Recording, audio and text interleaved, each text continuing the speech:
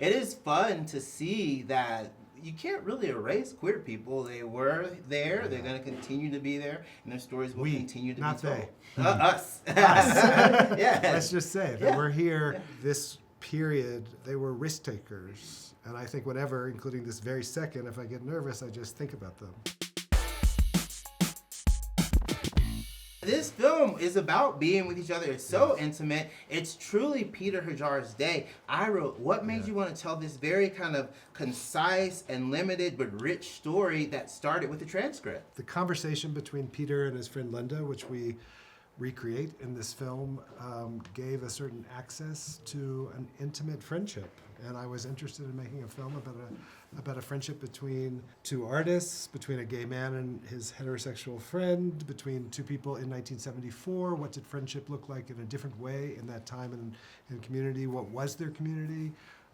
Sometimes the micro can be the macro. Yeah, you talk about community, and this community is something that now we kind of have this beautiful lens to look back through of the 70s and the 80s, and all these queer kind of like pioneers who are now hopefully still being celebrated. What was it like to portray such a famous photographer, and what was it like to tell that story?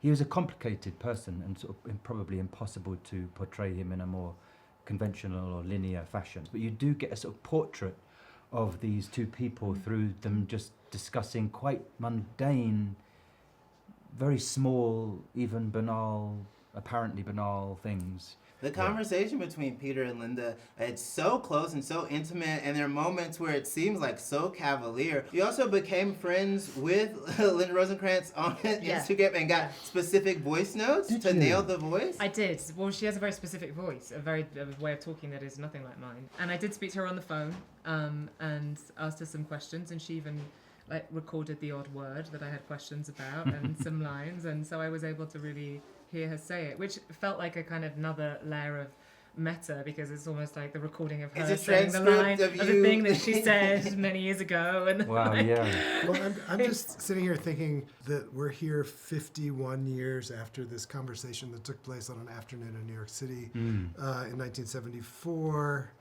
Both for Peter, that we're like, what a strange thing that could never have been imagined, but also in terms of what the film is really interested in is how this moment can be lost. And it's like to pay attention is what the film sort of requests or asks or pays notice to. Not only in this film is something that you kind of see when you go, oh, this is like a celebration of this moment and this friendship and of art and the way art is captured, but it's also a very queer film. It's about a queer photographer. It's about an era where queerness was in New York City celebrated, but now we can kind of say, oh, what was it like to kind of be this open? Well, one thing, as you say, that there is this idea that everything progresses. And I think sometimes you realize that we're not always ahead of people. There's a familiarity with these two people around their lives, their sexuality, just the queer facts of which seems like very, very contemporary, and also very much part of what they shared with each other without any sense that they needed to hide anything. It is fun to see that you can't really erase queer people. They were there, they're going to continue to be there, and their stories will continue to be told. Us. Let's just say that we're here, and I think for me, this period, this group of artists that came out of New York, specifically the East Village, in the 70s and 80s, they weren't just pioneers, they were risk takers. And I think whenever, including this very second, if I get nervous, I just think about them, and they give me strength.